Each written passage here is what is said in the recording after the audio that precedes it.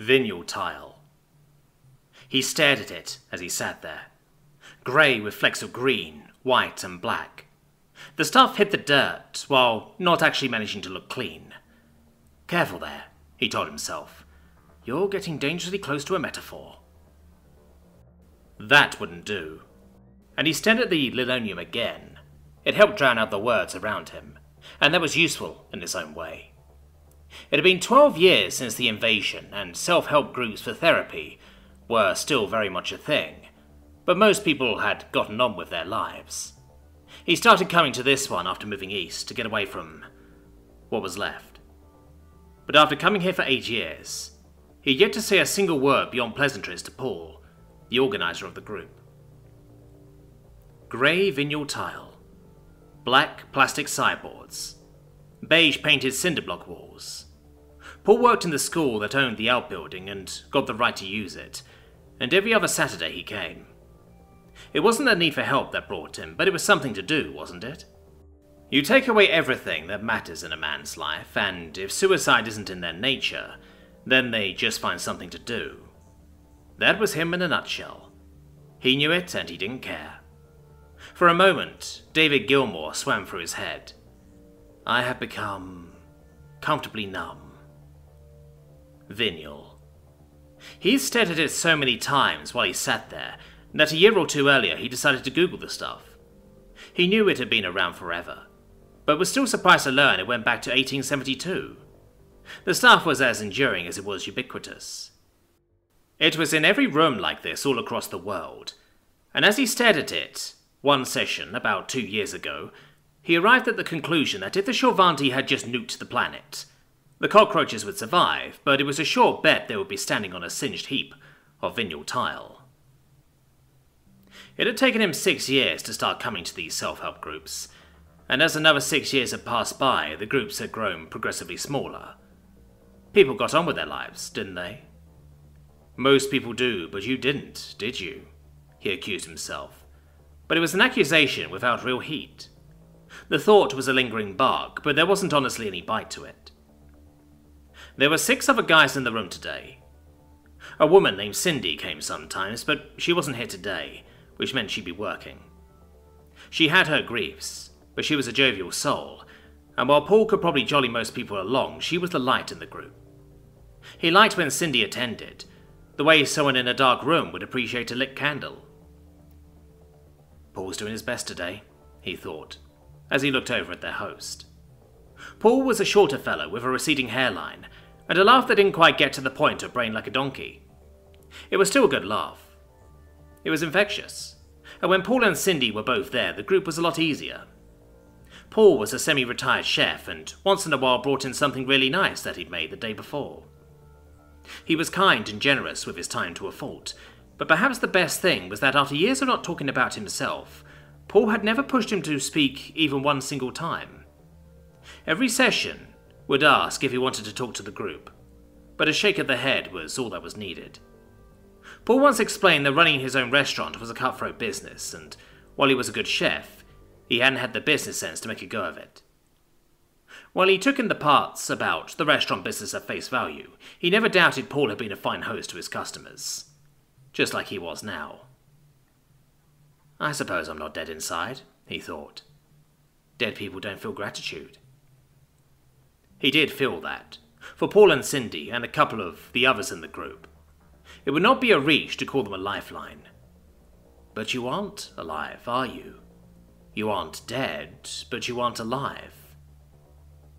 That was true enough, and the inner voice that had been his companion was not wrong.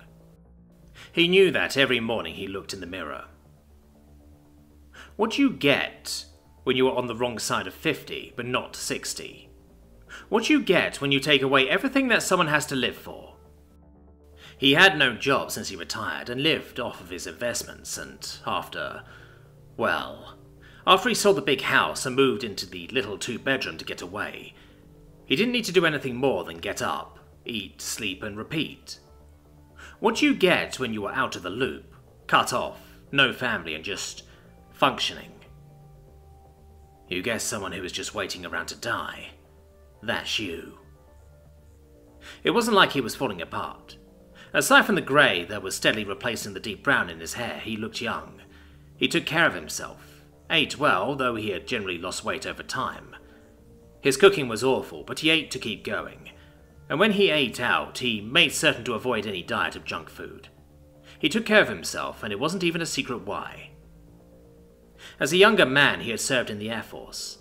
As a company-grade officer, he had had the good luck to be stationed at Kadena Air Base. It was a wonderful post. His daughter had been born there. Steel walls clamped down on that line of thought as he stared at the floor. The floors in the Kadena Air Terminal, where he had that small office, had vinyl tile too. It was bluer than this. The cafeteria on the second floor of the terminal was pretty good too. Not up to Paul's work, but you could get a burger for lunch without going too far from the flight line. That was where he had seen him one day, and the image was still clear as crystal. It had been a beautiful day, and the sunlight had lit every corner of the room. The chances of missing someone so incongruous, sitting right next to the window, were nil. You couldn't have missed the fellow. In a small sea of clean-cut men and women and family members, the man had sat alone in the booth. Not quite transgender, not quite anything. Wasn't there a ribbon or something tied in his hair? A hodgepodge of this, that, and the other. It didn't matter that he looked odd. There was no doubt it made him stand out, but what stuck after all these years was the state of his clothes. The t-shirt was dirty, and looked like it had been on him for days. Sitting there was a man who was letting himself go. There was no denying it, in even a glance, that the fellow in the booth was not doing well. It took effort to have skin look that sallow on such a beautiful day. The clothes had not been well kept. Put aside all the oddity of how the guy was dressed completely, that was just what made you notice him, and what you had left was someone in decay.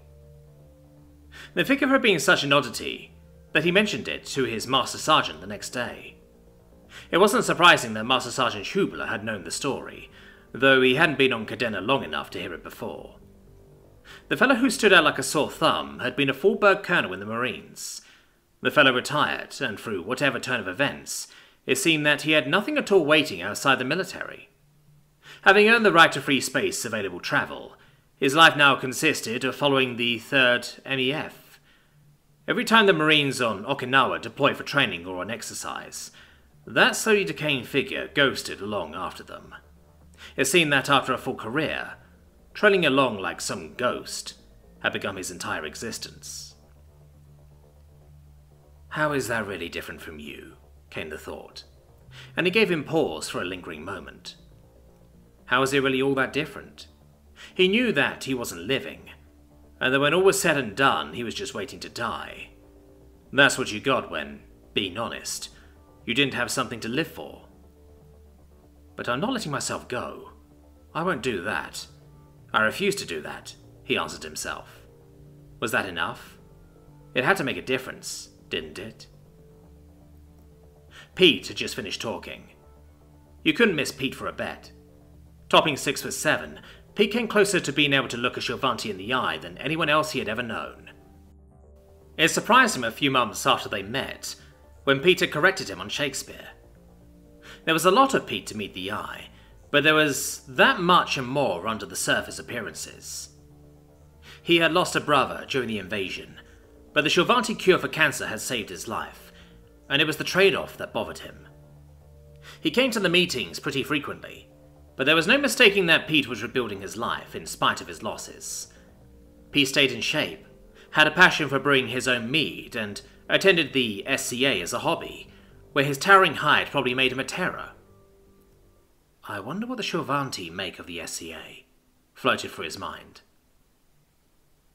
The meeting was starting to wind down, but he had to suppress an inner groan as Paul offered Jeff the chance to talk.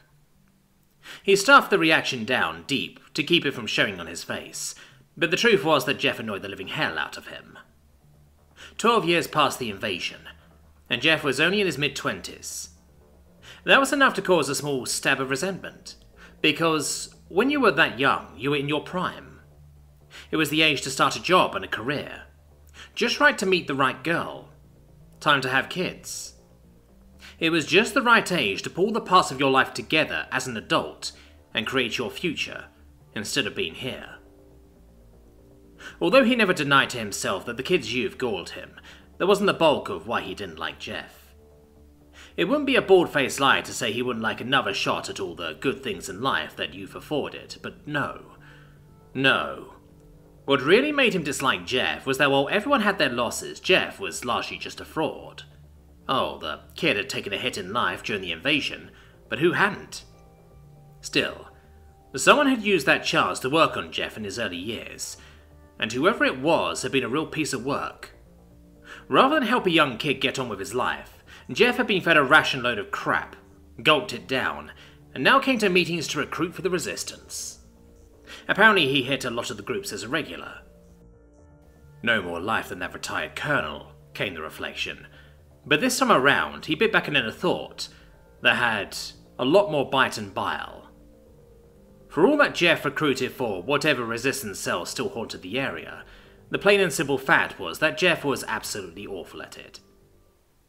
The kid had made his first ham-handed approach to him only a few weeks after first joining Paul's group, and a few times since, but each and every attempt had all the finesse and subtlety of a brick of lard. He spoke at the meetings, but while Jeff had lost his older brother in the invasion, the fact was that pain was relative. It didn't invalidate the loss, but rather than rebuild his life from his youth, at some point Jeff had been made someone's tool. For every word he spoke about his personal feelings, he spouted 100 cliches that ranged across the spectrum, from the very tired to the purely delusional. It was undoubtedly a testimony to the state of the area as a green zone that Jeff was the best anyone could come up with. The war was over, and the resistance had turned into a bad farce. After the spectacular death of the titular head of the human resistance 2 years before, it had come out that he had been just as busy killing humans and framing the shill for it. The face of the resistance became a mad dog who just wanted to watch the world burn, and when it hit the news, the resistance deflated like a punctured balloon. What you were left with was people like Jeff. Paul sometimes called on Jeff early in the meetings to get his turn over with. Today it was toward the end, and without Cindy around, he felt the weight of his antipathy towards Jeff weigh just a bit more than usual. He stared at the vinyl tile. If no one responded with more than an occasional nod or a polite grunt, Jeff would wind down after 15 or 20 minutes. It was just something to quietly endure while he looked at the vinyl tile and maintained his silence like a mountain range. The only surprise was when someone spoke up and interrupted the kid. "Would you please shut the fuck up?" The bigger surprise was that the voice was his own. An even bigger surprise would have been the recorder that came online at the sound of his voice, had anyone in the room known it was there. Corporal Plistri was bored out of her mind. It wasn't her fault that she scratched the paint on the company's APC when she backed into a bollard while parking the thing, but her captain was a prissy bitch and had taken it personally. She was a member of the interior, but that cunt had it in for her, and getting the paint marked up on her favourite transport had set her off in a rage. There was no doubt at all that Captain Itroni liked to be seen in the thing when she was driven around. The pacification of the region had left the interior officer with a complex. A rumour had it she wanted to make some kind of name for herself while she was on a tour here. So far, the captain's efforts hadn't amounted to more than a pile of Torok shit, but that only made her come down on Plistri harder for marking up the vehicle she had chosen to impress the natives. The sum result wasn't much after the company sergeant stepped in, but it was enough to get Plistri assigned to grunt work for 3 months. The job was mind-bogglingly dull, but it had to be done. It was common knowledge that listening to the intel recordings that came in for anything seditious was an exercise in pure and utter mind-numbing tedium. The recordings are mostly just filtered by the computers these days. Who needed to listen when they were in a damn green zone anyway? It was a joke, but the punishment was strict. No distractions. No games on the pad. You sat in the little room and you waited while the recordings came in to see if anything came up, and if something did, you took notes and forwarded the recording and the summary up to the sector office where proper intel folks would pick it over. Plistri had been sitting in the damn room for almost 11 local weeks now, and the recorder hadn't set off once. She was beginning to give up hope of ever getting into town with her podmates for a night out, and one of her sisters had even gotten laid 3 weeks ago. Coretta wouldn't stop talking about the guy, and even said that he had 2 friends. Fucking Itroni. As she sat there and stewed, waiting for the shift to be over, she was so deep in a funk she almost shot out of the chair when the computer actually beeped. It was a recording, and after the initial surprise she was actually curious. It was something to do, and she eagerly began to cross-reference the information coming in to start the summary. The subject's name was Thomas Scott Warwick. Subject was an ex-officer in the former area's Air Force, which explained a lot. The interior kept a code on all veterans, after all, and while the locals had destroyed a lot of material, given several years, the interior had managed to piece quite a lot back together. At least the code explained the recording, but as she swiped open the subject's file on the Office Omni, she saw why the extra interest. By the deep, for all the interior had kept tabs on him, the subject hadn't said a thing that was recorded. Ever. The recording was coming in from Monitor Group 143, and there was an active suspect of low priority in its midst. That elevated scrutiny on the group as a whole, at least according to a notion by some intel agent. But in the absence of anything else, the subject, in particular, was just a person of interest. It just figures, thought Blistry. Give board intel pukes less and less to work with, and they make more and more out of the little they had. I had one prissy bitch captain and it's keeping me from getting laid. At least the subject's picture was nice enough, but this had all the feeling of chasing a... What had they called the ship on that program? Her podmate, Mehris, loved the local entertainment channels and kept them on in the day room, watching things about myths. Plistry thought she wanted to learn more local colour to get better chat-up lines, but some of the stuff was actually kind of fun. What was it called again? The Flying Dutch Bigfoot? That was it. This was like the intel folks chasing the Dutch Bigfoot, but it was a first. Maybe, just maybe getting this recording would get her out of Itroni's bad books and off this detail. She could finally get out in town with Coretta and meet her boyfriend. If she could work that angle, then she would meet his other friends and be in first before anyone else could scoop one of them up. Hey. It was enough of a hope that she raced to put down the subject's details so she could send them off to the sector intel the moment the recording stopped. What would she wear out on the town? Being free of this room after weeks of complete tedium was enough, but to meet one of the local males too? She smiled, and was giddy at the possibilities. It almost was enough that she didn't actually listen to the recording, but the subject was a clear speaker, and the words stopped her cold. Wait, by the Empress, what did he just say?